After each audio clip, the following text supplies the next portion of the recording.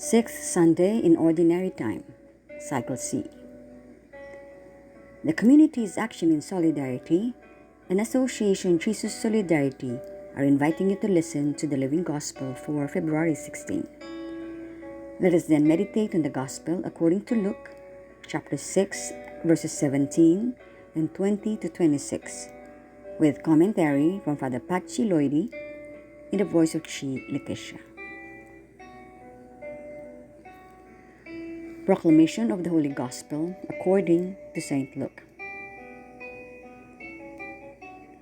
Jesus came down with the 12 and stood on a stretch of level ground with a great crowd of his disciples and a large number of the people from all Judea and Jerusalem and the coastal region of Tyre and Sidon. And raising his eyes toward his disciples, he said, "Blessed are you who are poor, for the kingdom of God is yours. Blessed are you who are now hungry, for you will be satisfied. Blessed are you who are now weeping, for you will laugh. Blessed are you when people hate you, and when they exclude and insult you, and denounce your name as evil on account of the Son of Man. Rejoice and leap for joy on that day. Behold, your reward will be great in heaven. For their ancestors treated the prophets in the same way. But woe to you who are rich, for you have received your consolation. Woe to you who are filled now, for you will be hungry. Woe to you who laugh now, for you will grieve and weep. Woe to you when all speak well of you, for their ancestors treated the false prophets in this way." The word of the Lord. Father Patxi's commentary.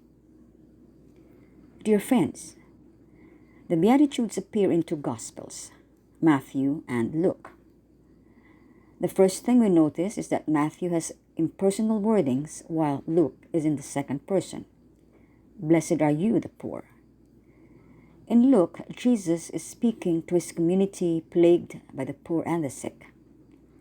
There also are two big differences. Luke has woes, Matthew has none. Matthew has 9 Beatitudes, while Luke has 4 as well as 4 woes, which are an exclamation of condemnation.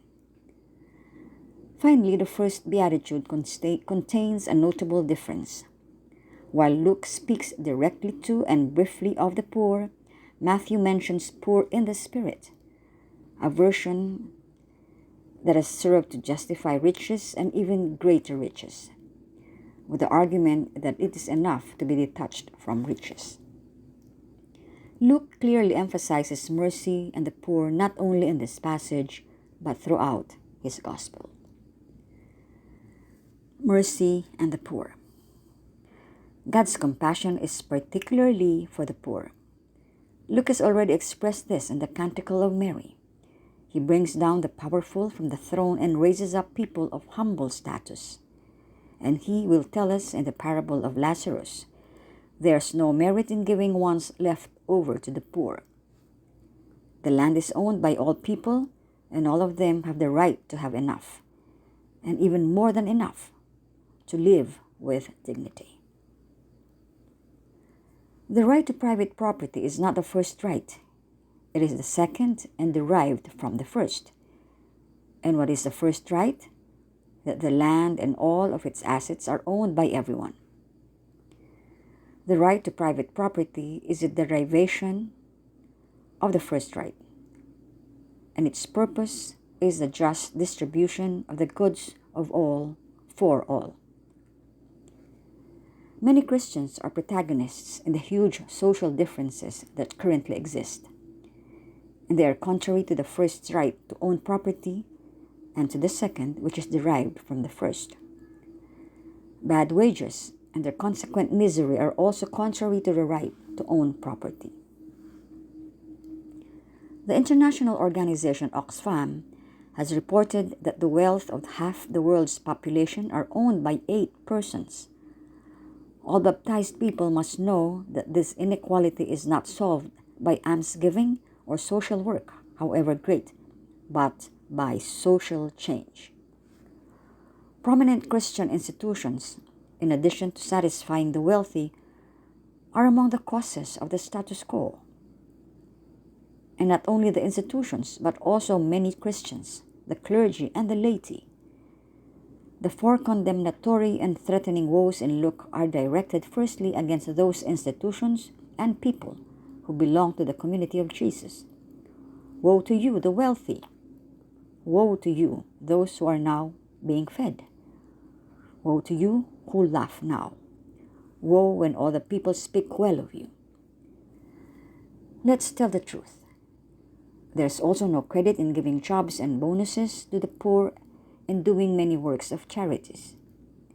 We have to examine the kind of jobs, the number of working hours, the number of people benefiting, the working conditions, whether the freedom of assembly and association is respected, whether there is overtime pay, and whether the workers and the poor live the dignified life that all human beings are entitled to.